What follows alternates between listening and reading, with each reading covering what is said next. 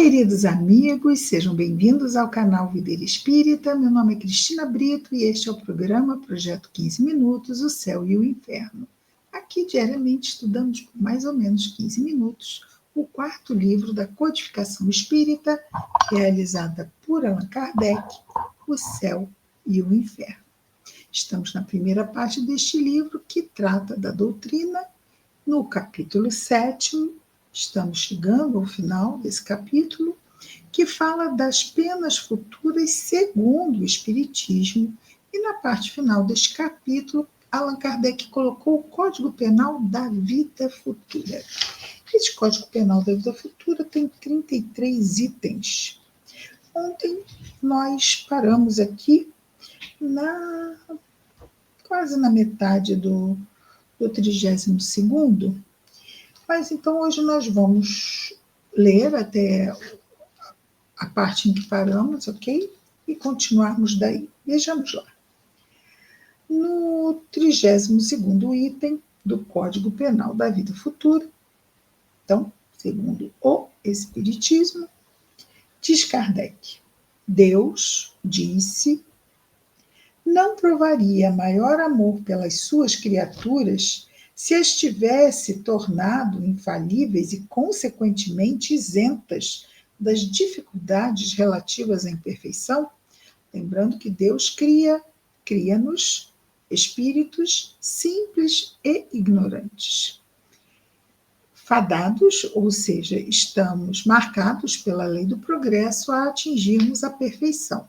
Lembrando sempre, perfeição relativa, porque a perfeição absoluta apenas Deus. Mas então Kardec começa aqui o item 32 questionando.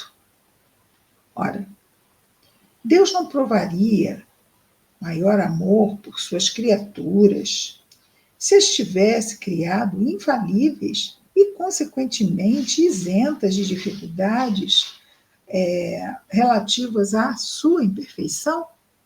Pois é. Então, se ele desse de mão beijada, se ele não desse a vara e ensinasse a pescar, mas já desse todos os peixes. E aí, preocupação nenhuma. Nossa, se nós pensarmos isso, dá até calafrio, né? Um poder o qual não construímos, não é o resultado de um processo de amadurecimento, não tem como dar certo. Não tem como dar certo. Vemos isso nas nossas vidas, não é? Imaginemos, não é? Até mesmo pessoas que vão indo paulatinamente na vida, às vezes custam amadurecer e recebem tarefas que não conseguem se desincumbir. E vemos pais que dão facilidades aos seus filhos e acabam criando verdadeiros monstrinhos, não é? São aquelas facilidades que criam dificuldades. Mas Kardec pergunta, Kardec mesmo responde. Seria necessário para isso que Deus criasse seres perfeitos. Lembrando que ele cria simples e ignorantes. Então, muito a ser feito, não é? Então, seria necessário para isso, diz Kardec, que Deus criasse os seres perfeitos, nada tendo a adquirir, nem conhecimentos, nem moralidade. Sem nenhuma dúvida, poderia fazê-lo. Se não o fez, foi porque, na sua sabedoria, quis que o progresso fosse a lei geral. Poderia fazer. Se não fez, é porque, delegando ao progresso o caminho para o aperfeiçoamento, certo, o caminho certo, infalível, seria melhor para as suas criaturas, e sendo assim, para toda a criação também. E Kardec diz, os homens, ou seja, nós, os seres humanos, são imperfeitos. Os seres humanos são imperfeitos. E, como tais, sujeitos às dificuldades mais ou menos penosas, dependendo do grau de imperfeição, não é? É um fato que é preciso aceitar uma vez que existe.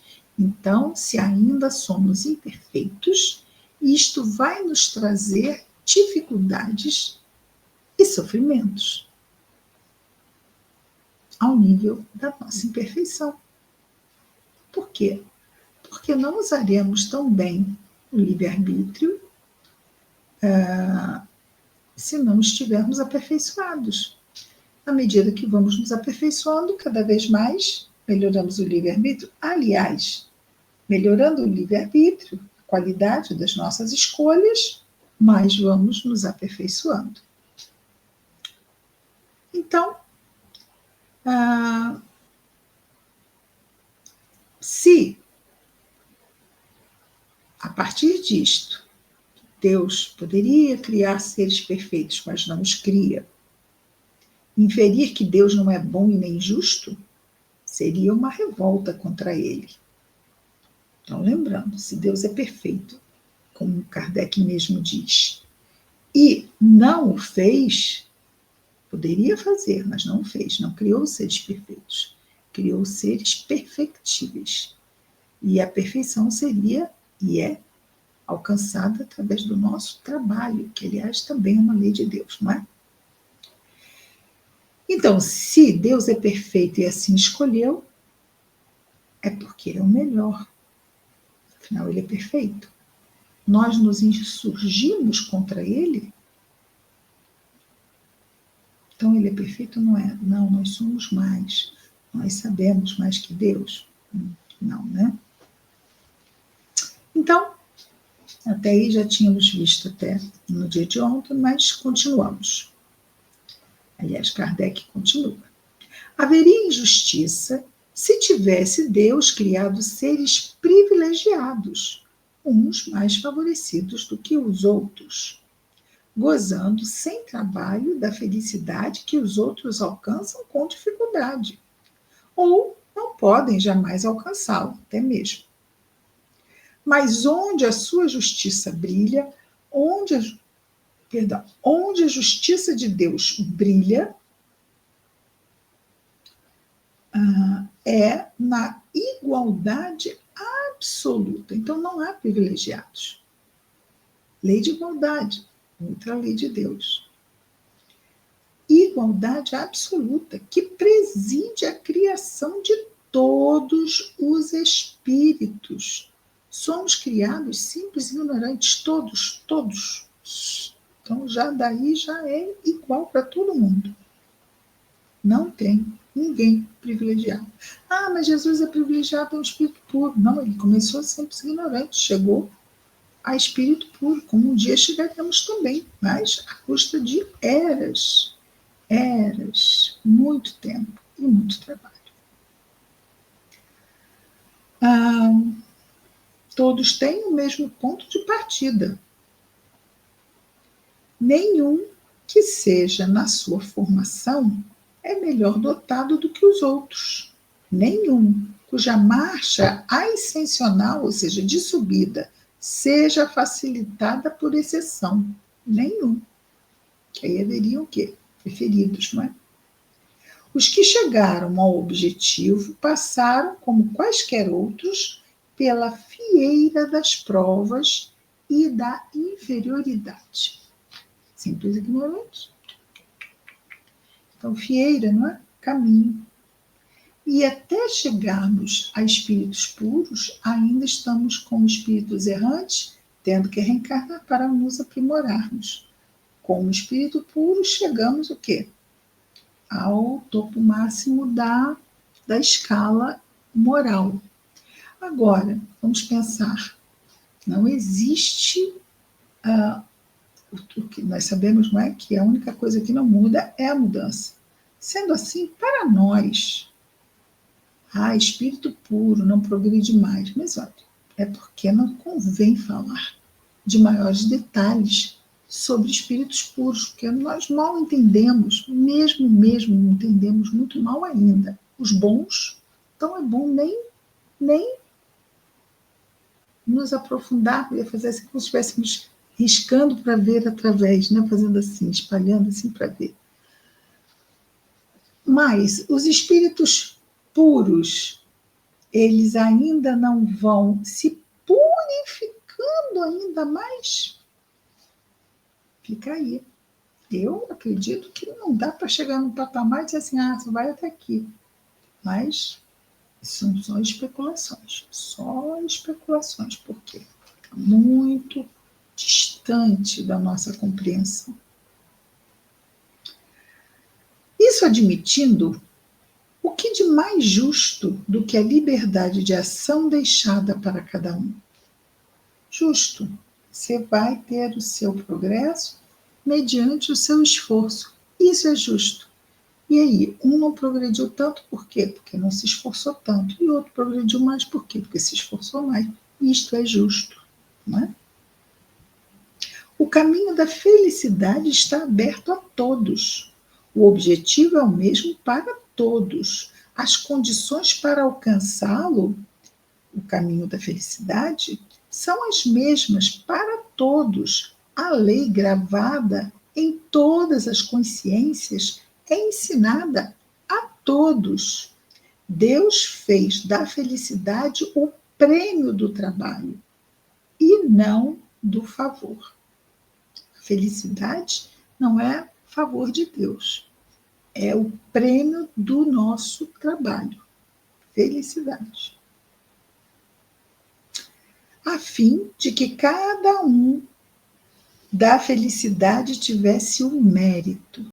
Ninguém está livre de trabalhar ou de nada fazer para o seu adiantamento. Queremos nos adiantar, temos que trabalhar. Aquele que trabalha muito e depressa, disso é mais cedo recompensado. Aquele que se extravia do caminho ou perde o seu tempo, retarda a sua chegada, e isso não pode atribuir senão a si mesmo. O bem e o mal são voluntários e facultativos, ou seja, fazemos se quisermos. Então, a nossa vontade é que determina se fazemos o bem ou o mal. Né? Está sob nossa gerência, livre-arbítrio. Sendo o ser humano livre, não é impedido nem para um lado, nem para o outro. Não é impedido de fazer o bem, nem é impedido de fazer o mal. Vai ficar com mérito ou demérito. Se fizer o bem, fica com mérito. Se fizer o mal, com demérito. 33º e último item. Malgrado a diversidade dos gêneros e dos graus de sofrimento dos espíritos imperfeitos, quer dizer, apesar da diversidade dos tipos diferentes e graus diferentes de sofrimento dos espíritos imperfeitos, o Código Penal da Vida Futura pode se resumir nestes 3 princípios. Vamos a eles. O sofrimento está ligado à imperfeição. Toda imperfeição e toda falta que lhe é consequente da imperfeição, né, carrega consigo seu próprio castigo, por suas consequências naturais inevitáveis, como a doença é consequência dos excessos, o tédio é consequência da ociosidade, sem que haja uma condenação especial para cada falta e cada indivíduo. Sem que haja uma condenação especial. Não, é simples assim, ok? Todo homem, todo ser humano, podendo se desfazer das suas imperfeições por efeito da sua vontade, pode se poupar dos males que são as suas consequências e assegurar a sua felicidade futura. Tal é a lei da justiça divina, a cada um, segundo as suas obras, no céu como na terra. E assim terminamos o capítulo 7. Amanhã começamos aqui um novo capítulo. Programa Projeto 15 Minutos, o céu e o inferno. Estamos de volta amanhã. Muita paz a todos.